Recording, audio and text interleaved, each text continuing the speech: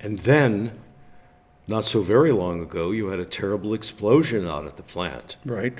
Tell us, how did that happen, and how does a company recover from destruction of productive capacity? Well, that's very interesting.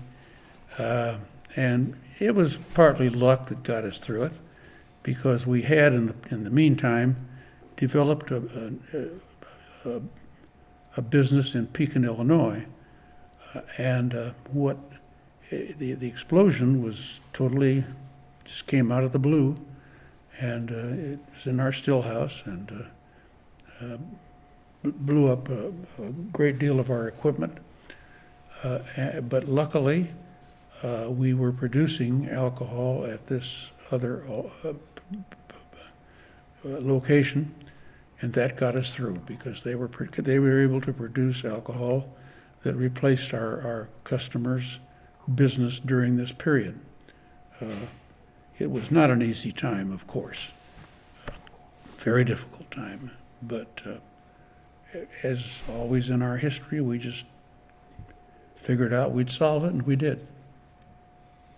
Did you ever consider relocating the company at that time? No, I didn't. It's amazing throughout this entire history, we have been very dedicated to Atchison.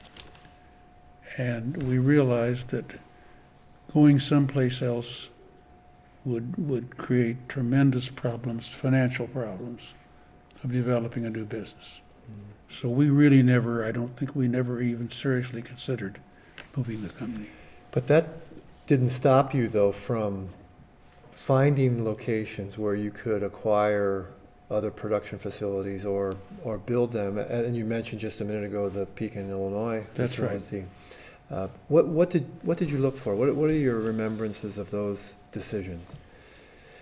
Well, there again, so many of our decisions, as far as I'm concerned, just were made because they had to be made. Mm-hmm. In other words, you decided you didn't have any thought of going out of business, so you just found answers as you went along. And Pekin was a very good. It's not even part of our business now, but it certainly was a very important time at that time. And we did develop alternative business and work together very closely. Mm-hmm. In many of our business courses, particularly in finance, we try to get the students to understand that these types of decisions that involve acquisitions of other production facilities or the expenditure of significant capital, these are major strategic decisions for a company that affect its well-being for years ahead. Right. It's difficult to know when you make the decision how it's going to turn out, but if the decision-making process helps. So what internally inside the company, what type of processes did you have to make those decisions with your senior managers? Well, we had very many what I would call strategic discussions. Mm-hmm. With our major offices, and we would develop alternative plans for what was happening.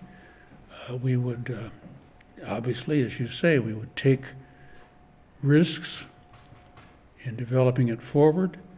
Some of those risks were successfully solved, some of them not so successfully, but we were able to get through.